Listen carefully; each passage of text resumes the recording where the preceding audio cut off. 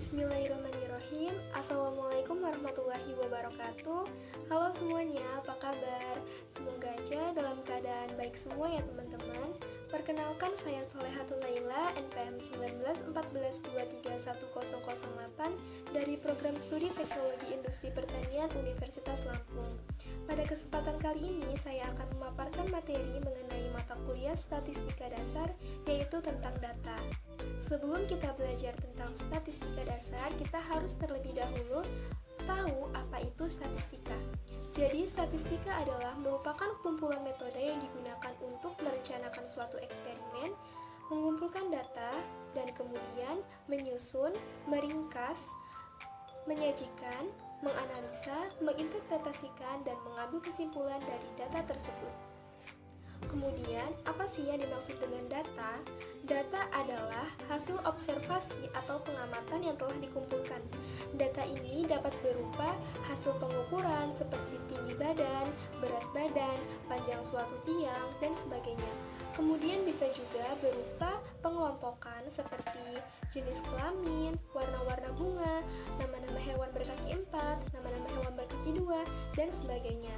Dan bisa juga menyajikan suatu respon dari suatu responden tentang kesukaan atau tentang tingkat kepuasan. Dalam pengambilan suatu data ini dikenal beberapa istilah yang harus kita pahami. Antara lain adalah populasi. Populasi adalah koleksi lengkap semua elemen yang akan diselidiki. Kemudian yang kedua ada sensus. Sensus adalah koleksi dari semua anggota dalam populasi. Kemudian ada yang disebut juga sebagai sampel. Sampel adalah sebagian koleksi anggota yang dipilih dari populasi. Kemudian, statistika itu dapat dibagi menjadi beberapa jenis. Menurut fungsinya, statistika ini dibagi menjadi dua, yaitu statistika deskriptif dan statistika inferensi. Statistika deskriptif adalah statistika yang berkaitan dengan analisis dan deskripsi suatu grup sebagai populasinya, tanpa melakukan penarikan kesimpulan apapun untuk komunitas yang telah luas dari grup tersebut. Kemudian yang kedua ada statistika inferensi, yaitu statistika yang mencoba untuk membuat suatu deduksi atau kesimpulan pada populasi dengan menggunakan sampel dari populasi tersebut. Kemudian, tipe data statistika itu ada dua, yaitu kualitatif dan kuantitatif. Kualitatif itu adalah berupa data nominal dan data ordinal, sementara kuantitatif adalah data interval dan data rasio.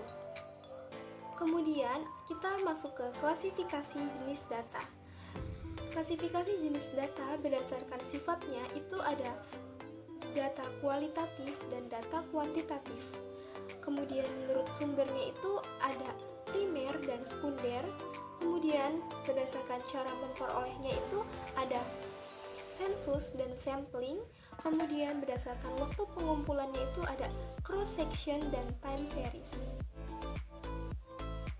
Kemudian di sini kita next ke penyajian data. Tujuan dari penyajian data antara lain memberikan gambaran yang sistematis tentang peristiwa-peristiwa hasil pengamatan, data lebih cepat ditangkap dan dimengerti. Kemudian yang ketiga, memudahkan analisa data. Dan yang terakhir adalah membuat proses pengambilan keputusan dan kesimpulan lebih cepat dan akurat. Kemudian cara pengambilan data itu ada dua, yaitu dengan tabel dan dengan gambar atau grafik. Sementara dalam grafik ini dibagi menjadi 5. Yang pertama ada grafik garis, yang kedua ada grafik batangan, yang ketiga ada grafik lingkaran, yang keempat ada grafik gambar, dan yang kelima ada grafik pencar. Selanjutnya kita ke materi distribusi frekuensi. Sebagai contohnya di sini terdapat tabel frekuensi. Contoh, berikut distribusi frekuensi tinggi badan 100 siswa SMA Maju. Nah, di situ ada tinggi badan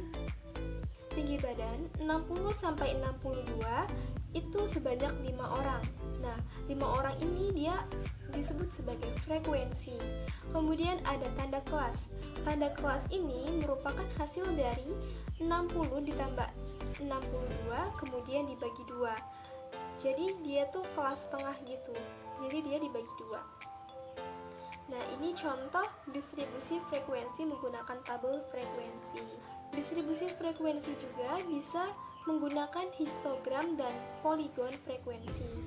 Histogram dan poligon frekuensi ini merupakan representasi grafik untuk distribusi frekuensi. Histogram itu berupa sekumpulan persegi panjang dengan 1. Alas pada sumbu X. Pusat alasnya adalah tanda kelas dan lebar alasnya adalah lebar kelas interval. Yang kedua, tinggi merupakan frekuensi pada kelas yang bersangkutan. Selanjutnya adalah poligon frekuensi. Poligon frekuensi, grafik garis yang mengaitkan frekuensi kelas dengan tanda kelas. Ia dapat digambarkan dengan menghubungkan garis lurus yang melalui titik-titik pasangan frekuensi kelas dan titik tengah tanda interval kelas. Jadi, distribusi frekuensi ini bisa menggunakan tabel frekuensi, histogram frekuensi, dan juga bisa menggunakan poligon frekuensi. Selanjutnya adalah ukuran pemusatan data. Yang pertama adalah min atau nilai rata-rata. Di sini ada contoh, misalkan di sini adalah suatu daftar berat badan seseorang. Nah, di sini kita simbolkan sebagai XJ datanya, kemudian ada FJ sebagai frekuensi. Nah, pertama kita di sini mengalikan XJ dikali FJ. Misalnya di sini 70 dikali 5 sama dengan 350. Kemudian data selanjutnya itu dikalikan terus sampai akhirnya di data terakhir dan dijumlahkan. Di sini jumlahnya adalah 1035. Kemudian 1035 ini dibagi jumlah frekuensi. Jumlah frekuensi, jadi frekuensi itu dijumlahkan semuanya sehingga menghasilkan angka 16. Kemudian 1035 ini dibagi 16 menghasilkan 64,6. Jadi rata-rata dari data tersebut adalah 64,6. Ukuran pemusatan data selanjutnya adalah median atau nilai tengah. Median ini menentukan data setelah data itu disusun menurut urutan nilainya.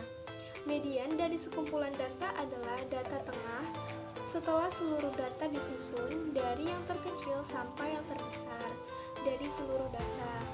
Di sini ada contohnya. Median dari 3, 7, 6, 5, 4, 3, 3, 2, 5 adalah, jadi penyelesaiannya yang pertama adalah kita urutkan dulu semua datanya. Setelah kita urutkan, kemudian kita cari nilai tengahnya. Nah, di situ nilai tengahnya adalah 4. Kemudian soal kedua itu merupakan suatu data yang memiliki nilai tengah ganda. Jadi di sini contohnya median dari 2, 3, 7, 5, 6, 4, 3,2 adalah, jadi penyelesaiannya yang pertama kita menyusun datanya sesuai dengan yang terkecil sampai yang terbesar, kemudian kita cari nilai tengahnya. Nah, di situ nilai tengahnya ada 3 dan 4, sehingga kita jumlahkan 3 ditambah 4, kemudian dibagi menjadi 2, sehingga didapatkan median sebesar 3,5. Kemudian, ukuran pemusatan yang ketiga adalah modus. Modus dari sekumpulan data adalah data yang paling sering muncul atau mempunyai frekuensi tertinggi. Di sini ada contoh modus dari data tunggal. Contoh, suatu data 2,2, 5, 7, 9, 9, 10, 11, 12, dan 18 memiliki nilai modus 9. Nah, di sini modus itu ada modus itu 9 karena angka 9 adalah angka yang sering muncul, yaitu sebanyak 3. Nah, yang kedua ini ada modus dari distribusi frekuensi. Jadi modus di sini dicari dengan rumus. Rumusnya adalah MO sama dengan L1 ditambah D dalam kurung delta 1 dikurang delta 1 ditambah delta 2 ditutup kurung. Nah, jadi di sini keterangannya MO adalah modus, LP adalah batas kelas modus, kemudian D adalah lebar interval kelas, dan delta T Delta 1 merupakan frekuensi kelas modus yang dikurangi frekuensi kelas sebelumnya, dan delta 2 yaitu frekuensi kelas modus dikurangi frekuensi sebelumnya. Kemudian di sini ada contohnya. Nah, di situ kelas modus. Nah, jadi data yang paling sering muncul di situ adalah 21. Sehingga di situ diketahui kelas modusnya itu pada interval 75 sampai 79 karena dia memiliki frekuensi yang paling banyak. Kemudian batas kelasnya itu sebesar 74,5. Jadi 75 itu dikurangi 0,5. Kemudian ada delta satunya yaitu 21 dikurangi 12. Jadi 21 dikurangi atasnya itu kan ada 12. Jadi hasilnya 9. Kemudian delta 2 itu 21 dikurangi data bawahnya yaitu 6 sehingga menghasilkan 15. Habis itu tinggal dimasukkan ke rumusnya. MO sama dengan 74,5 ditambah 5 dikali 9 per 9 ditambah 15 sehingga hasilnya mendapatkan 76,375. Ukuran pemusatan data selanjutnya adalah kuartil. Di sini, jika sekumpulan data dibagi menjadi 4 bagian yang sama, kemudian sesudah disusun menurut urutan nilainya, maka bilangan pembaginya disebut dengan kuartil. Ada 3 buah kuartil, yaitu kuartil pertama, kuartil kedua, dan kuartil ketiga, yang masing-masing disimbolkan dengan Q1, Q2, dan Q3. Untuk menentukan kuartil, caranya itu susun data menurut urutan nilainya, kemudian tentukan letak kuartil. Nah, letak kuartil 1 sama dengan data ke J N plus 1 dibagi 4 dengan 1,2,3. Untuk data daftar distribusi frekuensi, nilai kuartilnya itu rumusnya QJ sama dengan L1 ditambah D dikali dengan J dikali N per 4 dikurang sigma F per FQ1 L per FQJ dengan J 1,2,3. Nah, jadi kalau ditanyanya Q1, maka J-nya itu diganti 1. Kemudian jika yang ditanya adalah kuartil 2, J-nya diganti 2, dan yang 3 itu J-nya diganti ke 3. Sekian yang dapat saya sampaikan. Terima kasih banyak atas perhatiannya. Mohon maaf apabila ada kelalaian, kehilafan, kesalahan kata ataupun perbuatan dari saya. Saya mohon maaf, dan kepada Allah saya mohon ampun.